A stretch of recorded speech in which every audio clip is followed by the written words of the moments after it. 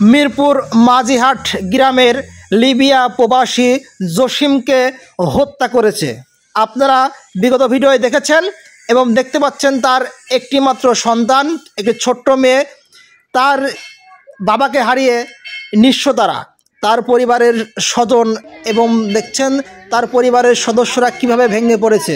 আসলে যে বিভিন্ন দালাল, বাংলাদেশের বিভিন্ন দালাল যারা এই বাংলাদেশের উদীয়মান যুবকদের নিয়ে যারা লিবিয়াতে পাঠানোর চেষ্টা করে, আসলে এদের বিচার করা উচিত।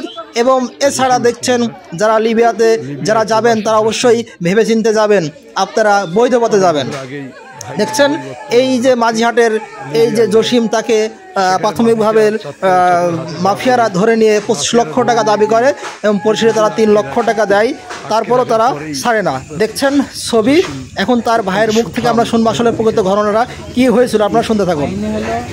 শুক্রবারের দিন সকালবেলা লিবি ফোন দিয়ে বলে যেন কাজ করবো, আমি আমার কাজ যাতেই মাইকে দিয়ে যায়। শুক্রবারের দিন দেখা যায় শনিবার দিন আমি টালি নিয়ে আসলে তুই রবিবার দিন কাজ করবি, এই বই লোক ডাইকে নিয়ে যায়।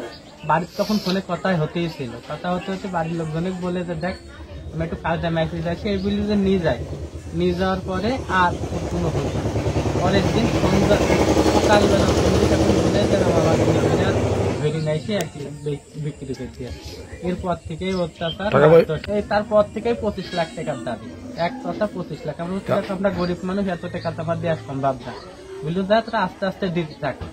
এই পর্যায়ক্রমে করতে করতে করতে করতে 1.5 মাসের মাথায় আমরা 3 লাখ টাকা আদারপুর দিয়ে আসলাম। তারপরে কোনো খোঁজ পাওয়া যায়? খোঁজ গত শুক্রবারেও কথা রাত্রে। একটা মেয়ে, আমি জসিমের ছোট ভাই।